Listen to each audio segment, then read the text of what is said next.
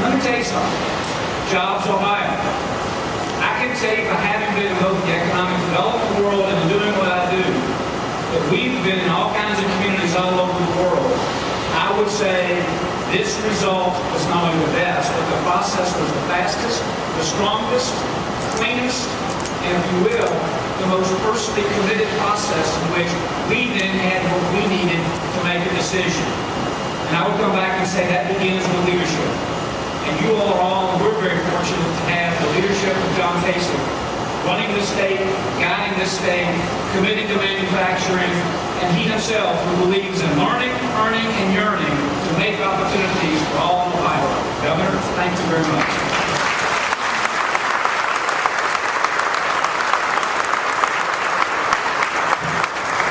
Well, sort of like everything that needs to be said has already been said, but I just haven't said it yet, so let me say a few things. First of all, I know what we think when we hear about politicians, okay, because I have not always been one. Been one a long part of my life, but not all the time. You don't get anything done without a great team of people. Period, exclamation point. You've got great leadership at Whirlpool. You just heard what you just got out of Jeff. You got values out of him. You know, he mentions, here's a guy running a company, mentioned the Habitat for Humanity. That says a lot about the integrity and the value system of this company. In our state, and Jeff will tell you, and Jeff Fettig, I really appreciate that he's made this decision, because he came to see me a couple years ago when things were pretty bad. Ohio was not doing very well. $8 billion in the hole, and the loss of 350,000 jobs. It was a mess. And I had the privilege of being elected to this job. Now, nobody, believe me, nobody can be a one-man band. So I work with Keith Faber. Keith comes to this area all the time. It's part of the area he represents. Keith's got a couple great kids, very smart wife. He's an attorney. He went into public service. He's the president of the Ohio Senate. That's a big deal. And we work together all the time. I call him. He's at dinner with his family. He said, call me back. I said, I don't have, let's do it now, Keith. I'll nail him down early. No. He is so dedicated to his family and so dedicated to folks in this area that you just have to know it. You have to know it. Jim Beakey. You all know Beakey? Huh? How about Beakey? Now the interesting story is this property, this facility is built on his grandfather's farm. And I guess probably the most important thing, we had a little lunch downtown and he made me chew some gum, stick it on the wall and put a penny on it, okay? And that's Jim Beakey. He's the best. He loves you. He's proud of you. You know, in a lot of ways, he's like the guardian angel for many of us. Give him a well-deserved round of applause for him.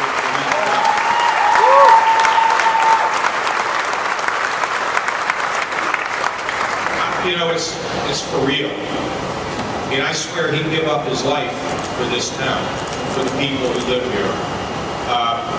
Beagle and Adams did the same way. So we all went to work as a team. And now instead of being $8 billion in the hole, we're $1.5 billion in the black. And we are up now almost 250,000 jobs that have been created in Ohio over the last 3 years. And when things like that happen, Whirlpool notices because they don't want to go someplace where it's rickety and rockety. Now let's talk about you, because it's all been said. My father carried mail on his back for 29 years. And every day he went to work, he had a great sense of pride in his job. The people that he spoke to, the people that he helped, the things that he heard, the things that he communicated to everybody in his family, that was for the good of the folks whose mail he delivered every day. His sense of pride was leaving that job in a better way than when he entered that job, and he carried that mail on his back 29 years through all kinds of, through the rain and the snow and the sleet, right? Well, let's talk about you. You do realize, and I don't mean you collectively, you do realize that if you were not the excellent worker that you are, they wouldn't be here. I mean, do you understand that? There is no way that they would come here if you weren't doing the things that you've been doing. So you know what you've done. You've not only supported your family, your children, you've not only done that, but you've created a space for other people. You go to church on Sunday, you say your prayers. By doing what you've done and creating an opportunity for the person that comes next, for 400 more people are going to come to work here because of what you're doing. You know, the Lord loves that. And we wonder in our lives what we can do when we have blessings, what we can do to please the person that created us and gave us a chance to be who we are. And that's exactly what you're doing.